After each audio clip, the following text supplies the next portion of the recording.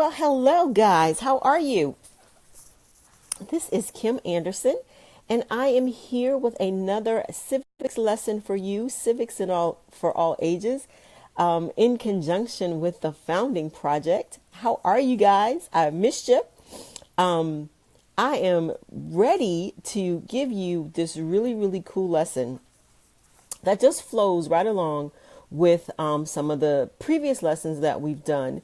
And once again, we're taking our civics lessons from Alpha Omega Publishers and their civics lesson, which, is about grades 7 through 12. And we're just moving right along through their civics lesson. And so this is actually the last lesson in book 1. And no worries, we'll be moving right on into book 2.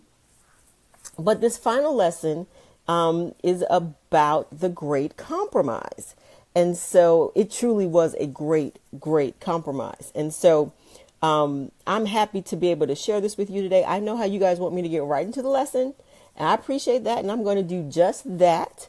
It's not going to be a long lesson, but it will be very, very beneficial for you. I'm just going to turn this up. Yeah, just to make sure you are hearing me really well and it's coming through loud and clear on our sound. And so we titled this lesson, I have to find I got my phone going backwards today. Okay, my camera is over there. And so we titled this lesson, The Great Compromise of 1787. And it truly was a monumental turning point in our nation's early history.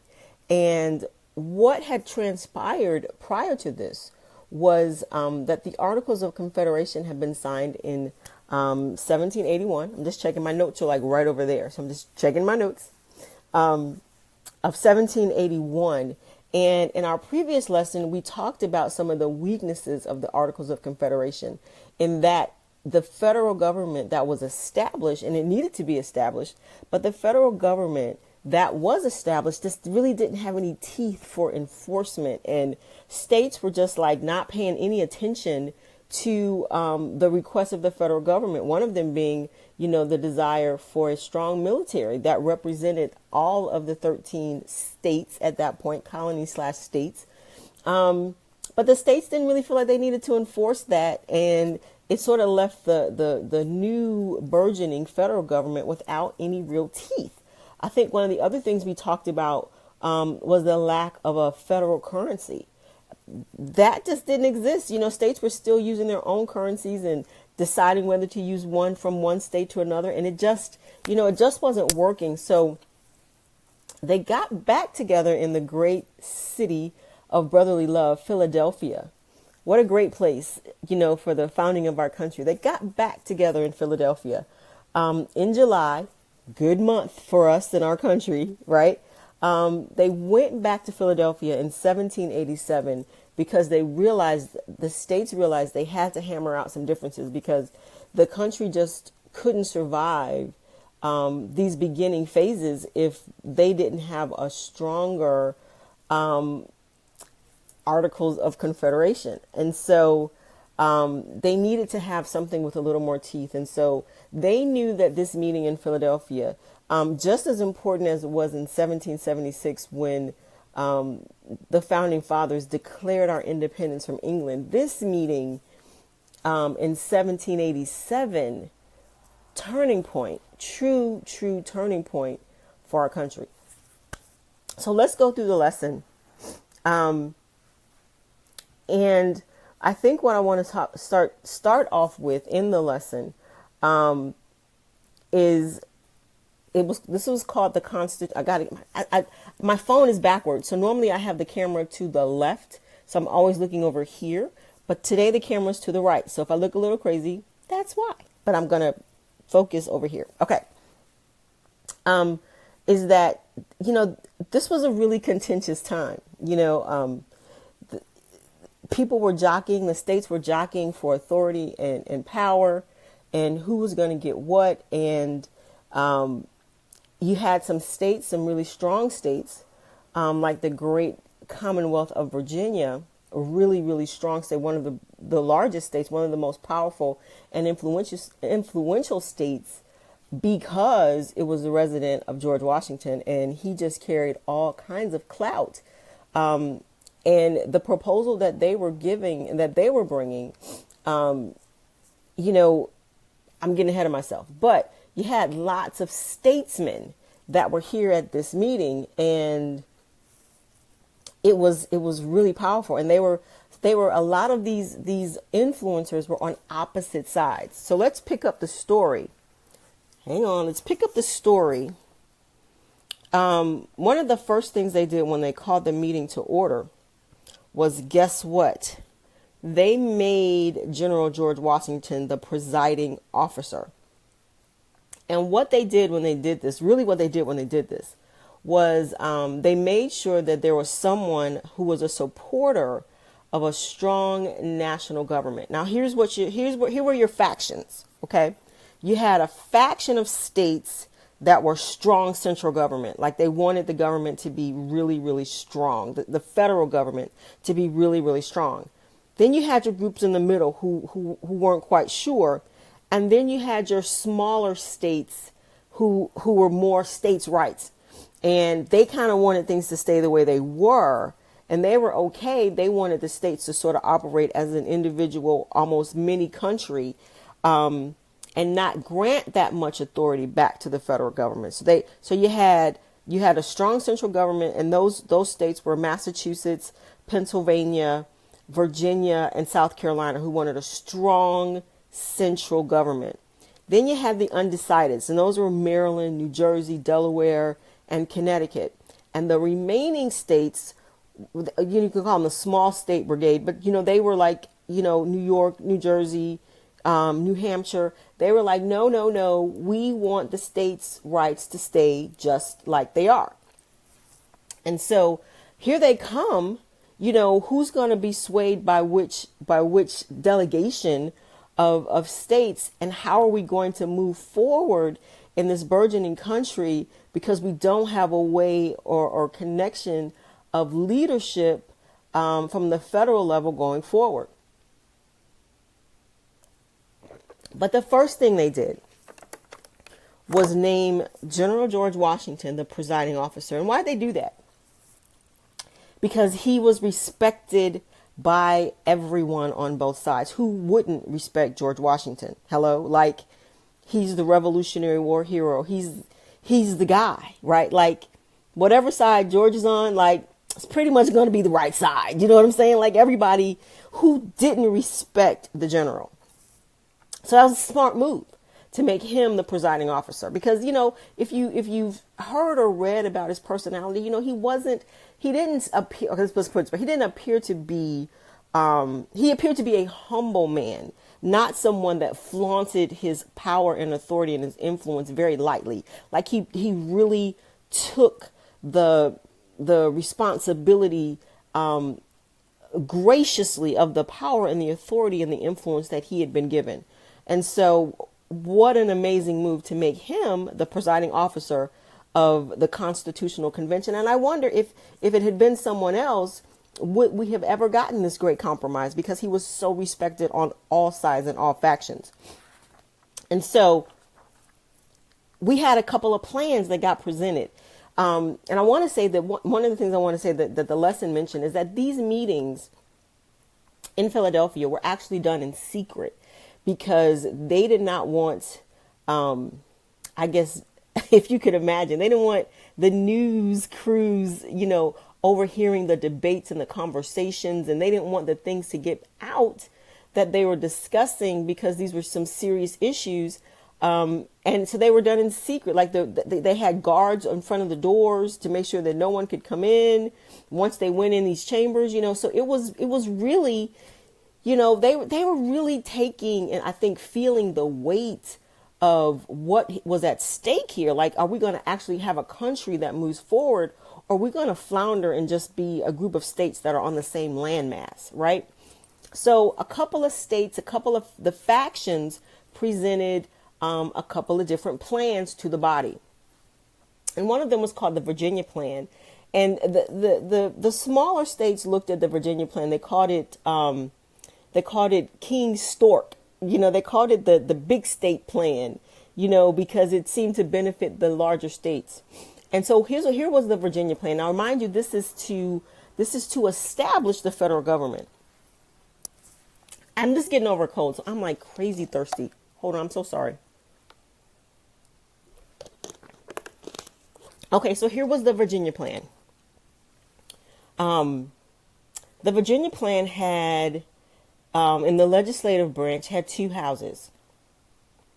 Representation was based on population. Okay. That would be the lower house. And then the upper house was chosen by the lower house. And the legislative branch had veto power. All right. They also created a judicial branch that had veto power over the legislative branch. And they had an executive branch that had veto power. Once again, they're using the checks and balances. The executive branch would serve a single term. And the Virginia plan also had an amendment to this Confederation document, which would come to be known, of course, as the Constitution.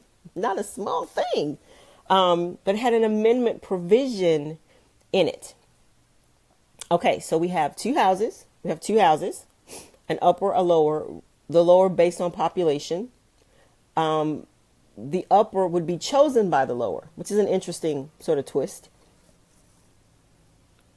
And once again, the legislative would have veto power. A single term executive branch with veto power, judicial branch with veto power, and amendments to be made to this upcoming created Constitution. Okay. So that was the Virginia plan. And the small states were like, okay, here's our plan. So they all had the New Jersey plan. And so William Patterson of the great state of New Jersey presented the small state plan. And here's what they presented. Oh, I'm so thirsty once I start talking. I'm so sorry. Okay. The New Jersey plan. They wanted one house. Just one house. Can you imagine that? Just one house. With the representatives, though, being chosen by the state legislatures. Interesting twist. They thought that the executive could hold multiple terms. But they wanted the executive chosen by Congress. They wanted that one house to be able to choose who would be the executive. Interesting twist. They also wanted a judiciary. They wanted it to be a national judiciary with rulings binding on all state courts. Once again, another very interesting twist. And so they put these two plans together. And I'm so grateful because think about it now, how our legislature is like, they're so polarized that they would not have had the wisdom or the fortitude to look at both plans and to see what could be agreed to on both plans, as opposed to just throwing both plans out, which is like kind of how we are now. They just don't even want one side doesn't want to consider the other side. But here you have these states, and they actually looked at these plans and said, what would work, what won't work. Let's see what we can put together. And what they put together was called dun, dun, dun, dun, the Great Compromise.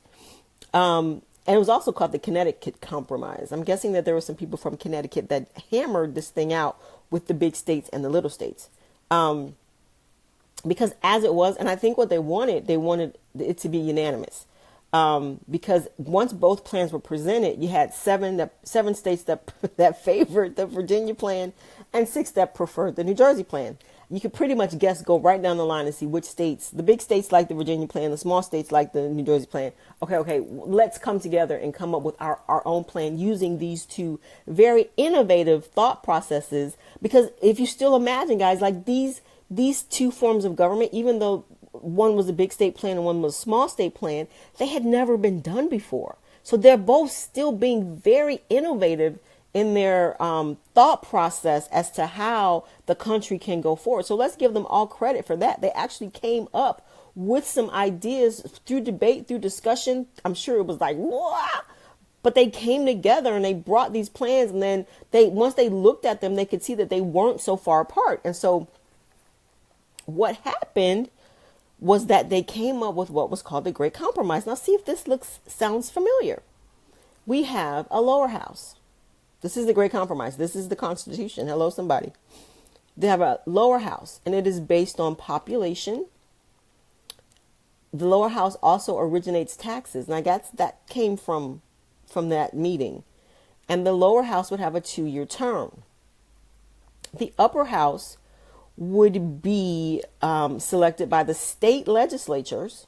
We might need to go back to that. And they had 2 votes per state, and they were allowed a 6-year term. Now, isn't that interesting? The state legislatures would put in those people that would come to be known as U.S. senators. And I believe it was the 17th Amendment to the Constitution that changed that and said the people in the states could vote on who the U.S. senators would be. I'm thinking we might need to go back to the state legislatures voting on who goes to the U.S. Senate, right? Hello. And that's sort of like where the term statesman came from, because you came from that state. You were voted on by the people in the state legislatures to go to the U.S. Senate. 17th Amendment, I think it was back in 1913 that they ratified that amendment and said, no, the people now have enough of a emphasis and are aware enough to be able to directly vote for their U.S. senators. And so that provision was eliminated. So let me see. So when they reached this agreement, let me give you a date. The Great Compromise was adopted on July 16th, 1787. And we know that from there, there's a couple of other things that happened, but they agreed on so this was the birth of the Constitution on July 16th, 1787. Actually the Constitution as we know it. And so they, in order to ratify or make a change to the Constitution, that's when they agreed that it would take a 9-state majority to ratify. It sounds so funny. 9 states, man. 9 states to ratify a constitution to make it the law of the land. So there you go. The Great Compromise that actually birthed one of the greatest documents in human history, the United States Constitution. What men, what vision to hammer that out, to come together and come up with a form of government that had never been done before. Now we know we've studied in this first book, all the influences that led Thomas Jefferson and George Washington and John Adams, the influences that got them to this point. But my goodness, it's 2 years after this that this is ratified, that George Washington, I think is 1789. I think so. That's when I could Google it, but I'm on my phone, so blah, blah, blah. But I think that's when he becomes the first president, because this has now been ratified and implemented, and it has become the law of the land. One of the greatest documents done in human history, the United States Constitution, hammered out by some amazing men in 1787 in the great city of Philadelphia. So guys, that is our great lesson today. Because I said so, right? But that's our great lesson on the Great Compromise. And so I hope you will stay tuned as we move into book 2 of our civics lessons. And I'm just really, really thrilled and pleased to be a part of just spreading civics, this message across our great land and our great country. Join in lock arms and partnership with the Founding Project. Follow their page on Facebook. All kinds of stuff. All kinds of information is being put on there. Great articles. The website. Lots of stuff going on. And as we move and grow into 2018, oh my gosh, we're going to have so many new things just presented that's going to help so many people get an understanding of just why it's so important to be a United States citizen. And when we learn civics, we take such pride in being a citizen of this country. And so remember to send your caps. I've got a Houston Astros cap coming so I can rep the world champs whenever you guys are seeing this. But yes, send them to me. Let us know so we can give you shout outs for your Kim and all caps, because you know I love baseball caps. It doesn't have to be baseball. It can be football. It can be college. It can be whatever. I just love baseball caps. So there's that. So guys, I hope you enjoyed this lesson on the Great Compromise. We will be starting book 2 in our next video lesson. So stay tuned for that. If I had it with me right now, I'd tell you some of the lessons that are coming up, but I think you're truly, truly going to enjoy it as we start to move forward. We went through sort of the history of how the country began, but now we're going to start to see some things that are familiar to us, like, you know, like really familiar, like we can put our hands on it, like we in book 1 with the Great Compromise, which became the Constitution. And now we're going to see that document being implemented in the years moving forward. So I'm really excited about where we're going. Join us, the Founding Project. This is Kim Anderson signing off. God bless you guys. I'll talk to you soon. See ya.